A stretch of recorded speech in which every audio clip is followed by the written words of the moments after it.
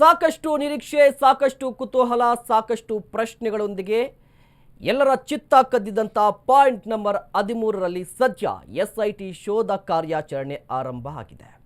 Point number 13ರಲ್ಲಿ ಹಾಗಾದರೆ ಸಿಕ್ಕಿದ್ಯಾ ಅಸ್ಥಿಪಂಜರದ ಸುಳಿವು ಅನ್ನುವ ಪ್ರಶ್ನೆ ಕೂಡ ಎದುರಾಗಿದೆ. 2 ಹಿಟಾಚಿಗಳನ್ನು ಬಳಸಿ ಎಸ್ಐಟಿ ಅಧಿಕಾರಿಗಳು ಶೋಧವನ್ನು ನಡೆಸ್ತಾ ಇದ್ದಾರೆ. ಸತತ 2 ಗಂಟೆಗಳಿಂದ ಮಣ್ಣು ಅಗೆಯುವ ಕಾರ್ಯ ಶುರುವಾಗಿದೆ. 13ನೇ ಸ್ಪಾಟ್ನಲ್ಲಿ 18 ಅಡಿ ಆಳ ಅಗೆದಿದ್ದಾರೆ ಎಸ್ಐಟಿ ಅಧಿಕಾರಿಗಳು. ಪಾಯಿಂಟ್ ನಂಬರ್ 13ರಲ್ಲಿ ಸಿಕ್ಕಿದ್ಯಾ ಕಳೇಬರ ಸುಳಿವು? ಪಾಯಿಂಟ್ ನಂಬರ್ 13ರಲ್ಲಿ ಈಗಾಗಲೇ ಎಸ್ಐಟಿ ಅಧಿಕಾರಿಗಳು ಶೋಧ ಕಾರ್ಯಾಚರಣೆ ನಡೆಸ್ತಾ ಇದ್ದಾರೆ. 2 ಹಿಟಾಚಿಗಳನ್ನು ಬಳಸಿದ್ದಾರೆ. ಸತತ 2 ಗಂಟೆಗಳಿಂದ ಮಣ್ಣು ಅಗೆಯುವ ಕಾರ್ಯ ಶುರುವಾಗಿದೆ. ಬರೋಬ್ಬರಿ 18 ಅಡಿ ಆಳ ಅಗಿತಾರಂತೆ ಎಸ್ಐಟಿ ಅಧಿಕಾರಿಗಳು. ಸದ್ಯ ಈಗ 15 ಅಡಿ ಆಳವನ್ನು ಅಗೆದಿದ್ದಾರೆ.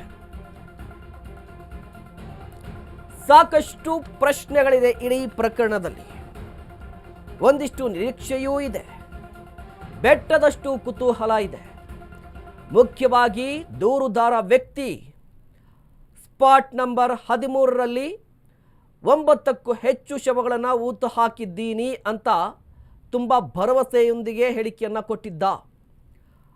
ಆ ಸ್ಪಾಟಲ್ಲಿ ಸದ್ಯ ಉತ್ಖನನ ಕಾರ್ಯ ಶುರುವಾಗಿದೆ. ನೀವು ಕೂಡ ದೃಶ್ಯಾವಳಿಯಲ್ಲಿ ಗಮನಿಸ್ತಾ ಇದ್ದೀರಾ. ಇದು ನೇತ್ರಾವತಿ ದಡದಲ್ಲಿರುವಂತಹ 13ನೇ ಸ್ಪಾಟು. ಈ 13ನೇ ಸ್ಪಾಟಲ್ಲಿ ಉತ್ಖನನ ಕಾರ್ಯ ಮೊದಲೇ ಆಗಬೇಕಿತ್ತು, ಆಗಲಿಲ್ಲ. ಕಾರಣ ಅಲ್ಲಿ ಟ್ರಾನ್ಸ್ಫಾರ್ಮರ್ಗಳು ಇದ್ವು, ಪೈಪ್ ಲೈನ್ ಇದೆ, ವಿದ್ಯುತ್ ಕಂಬಗಳಿವೆ. ಇದರ ಜೊತೆಗೆ ರಸ್ತೆ ಪಕ್ಕದಲ್ಲೇ ಆ ಸ್ಪಾಟ್ ಇದೆ. ಈ ಎಲ್ಲ ಕಾರಣಕ್ಕಾಗಿ ವಿಳಂಬ ಆಗಿತ್ತು.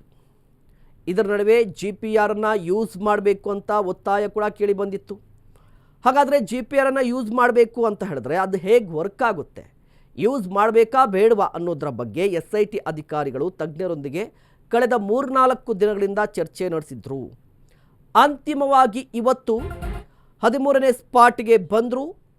GPRಲ್ಲಿ ಒಂದಿಷ್ಟು ಸರ್ವೆ ಆಯಿತು. ಆಗ ಏನು ಸಿಕ್ತು, ಅದರಲ್ಲಿ ಏನಾದರೂ ಗೊತ್ತಾಯ್ತಾ ಗೊತ್ತಾಗಿಲ್ವಾ ಅನ್ನೋದು ಪ್ರಶ್ನೆ ಬೇರೆ.